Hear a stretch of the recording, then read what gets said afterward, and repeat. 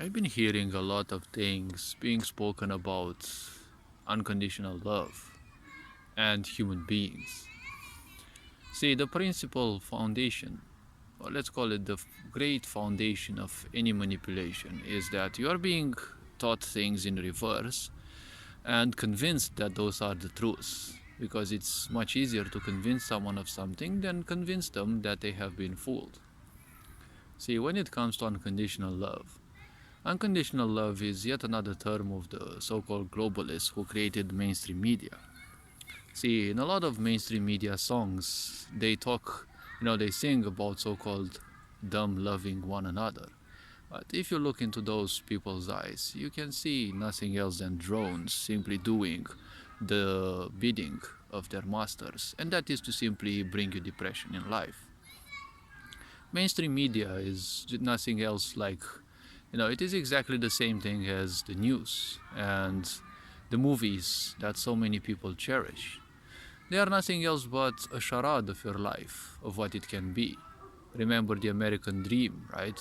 The perfect families with children getting what they want and people going through all sorts of weird adventures and they always succeed in the end, right? They're just a charade of the life that you could have, because society is built and designed to make sure that you'll never have that life, and you'll just waste your time daydreaming about that.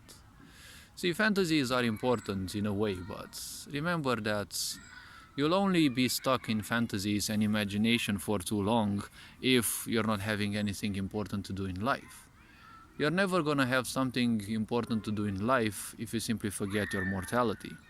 Once you remember you're mortal, well, perhaps you should remember that your life is also important because you're only gonna have one. See, when it comes to unconditional love, there is no such thing as that. It is nothing else but the wet dream of narcissists. Because unconditional love means whatever someone does to you, well, you're still gonna love them. This means they can kill your family, you're still gonna love them, right? Take, for example, this idea and compare it, for example, with mass media, right? The news. What do they give you? Depression, right? Anger, separation, false beliefs, all just meaning, right? And they're expecting you to believe in it. When you believe in it, you're feeding them your energy. It is a narcissistic love because they don't give you anything and they just take. Irrespective of what they tell you, they expect you to watch them, right? They're also telling you that you should always check, you know, fact-checked news, right? They want you to give them all the attention, and you're not allowed to do as if you're not allowed to pay attention to anything else, right? It's just a sinking ship. If you want to sing along and pretend that everything is right, well, the planet is not gonna stop if some miserable people will perish. You have to understand, not everyone will make it. See, a lot of people have forgotten that they're mortal. They think that they are immortal. Probably when they are 70 or 80, they will realize that, they are gonna perish once they see people around them die. Well, they'll be back in for some more misery in future lifetimes. One day, probably, they will find out, what it is like to start waking up, and they'll start paying the karma that's, when they were making fun of people who are actually waking up, right? But all in due time. See, when it comes to people calling you a human being, right? A lot of people also forget you are technically supposed to be a human being, right? But what you are programmed to be is nothing but a program. Live life like a robot, imitating a human, right? A lot of people are imitating their own emotions. Because as I said, this whole society is a charade of your potential, of anything that you could be in your full power of humanity, right? Humans are powerful beings, not physically necessarily and as such, but through the potential of their brain, right? Every insect in this world, they don't even have a brain. They have a small nervous system with a few, decision-making, let's say, components within them, but they can have quite a happy life, more or less, right? They handle whatever they can, well, also given their short lifespan compared to yours. And people having a brain which is, infinitesimally bigger compared to them, they simply always get entangled in their stupid minds and, worthless toilet meaning.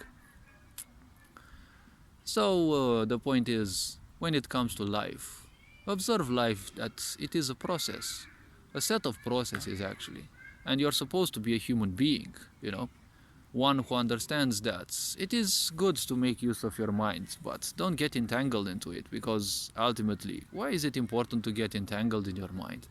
When you get entangled in your mind and emotions, you want to make it stop, so you just multiply your thoughts, right?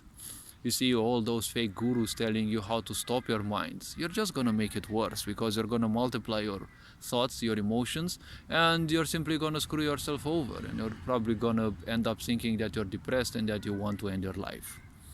Well, that is what society wants you, right? Always be depressed, always be unhappy. You're gonna get sick, and well, all the doors of the, pharmaceutical industry shall be open for you. If you're convinced that this is life, again, the planet will not stop if some miserable people perish. See, when it comes to being a human, right? Being a human means that you detach yourself from the mind from time to time. Take some time, go into nature, right? Take some time to recollect. Stop watching that stupid phone, right? Stop giving it all your attention as if your life depends on it. You have so much potential. Why not use it for something more creative? Why not do those things, those dreams that you keep thinking about all day? And it's just a stupid conviction in your mind that you're not worthy. Well, how about you prove the world, or at least yourself, that you are? Because the moment you start doing something different, you'll see even your closest friends will start mocking you.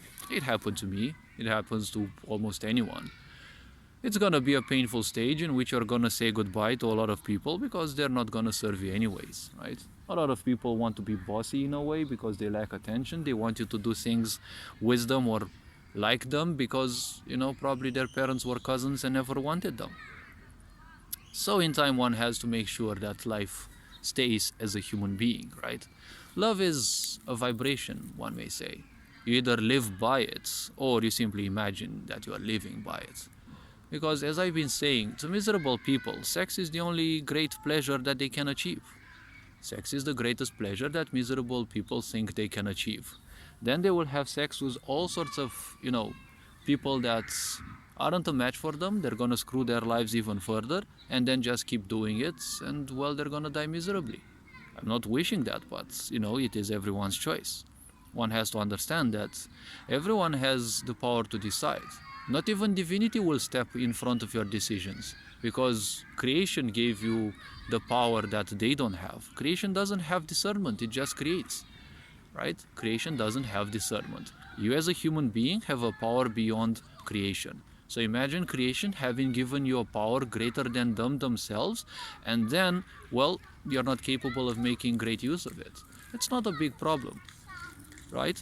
You can seek how to become better. You can seek how to, understand certain subterfuges of your system. Or you can simply drown in your misery. It is your own choice. God is not going to do anything with this regard because, well, they have given you the choice.